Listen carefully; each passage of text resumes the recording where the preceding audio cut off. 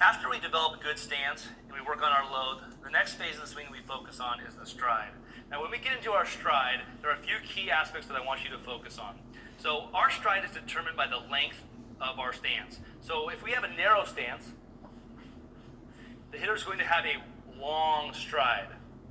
If our hitter has a medium stance, like Alexa has, she's going to have a medium stride. And if she has a wide stance, she's going to have a very small or no stride at all.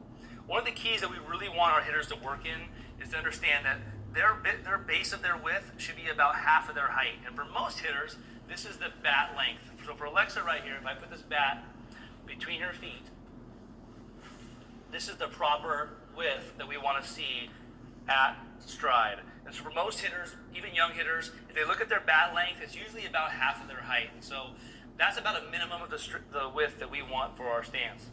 The next things that we want to see is that when we land in our stance, we want to land in a more 45-degree angle, a little bit open right here.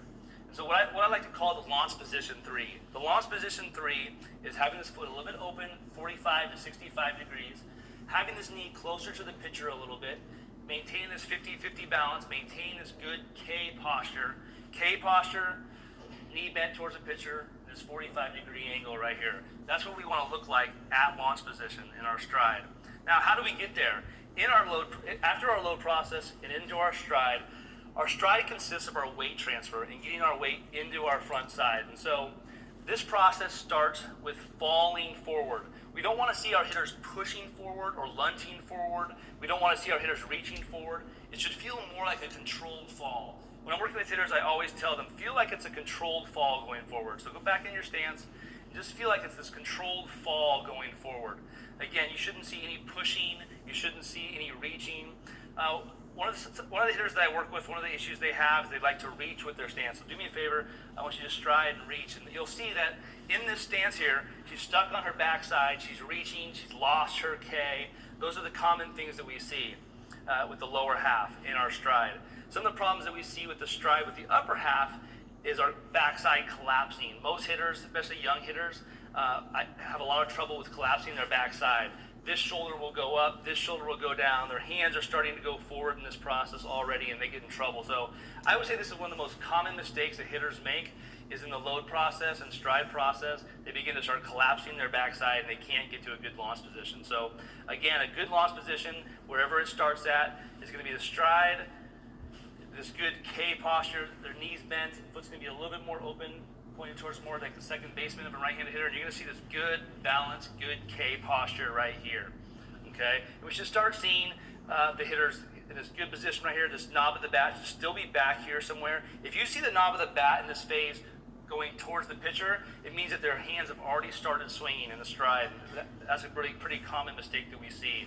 So we want to make sure that the knob is pointing somewhere back here towards home plate or the catcher in the stride process. One of the keys of stride is starting to work on separation. And when I talk about separation, I'm talking about our hips and our shoulders starting to get some separation. And we do that in the stride process. And so one of the things that we want to start seeing happening in this weight transfer going forward is we're going to start seeing, go ahead and stride, you're going to start seeing that his belt buckle is starting to turn towards the pitcher a little bit, and his shoulders are still closed. He's creating a little bit of separation in his swing.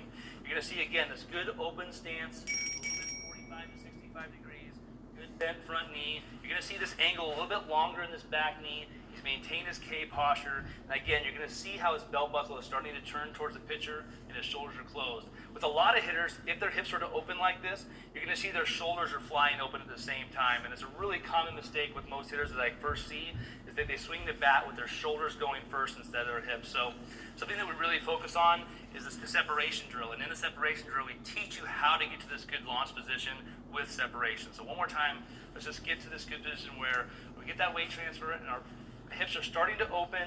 We've got this good posture, maintain our K, and you're going to start seeing the hips starting to separate from the shoulders a little bit.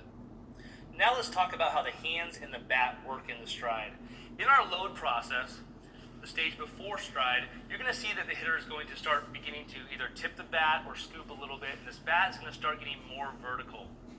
Again, you'll see in this process, when he loads, it goes up, and as he's going forward, it'll start going down. So let's do that one more time at just at full speed. You'll see the tip as he starts, and the bat starting to get flat as he lands, just like that.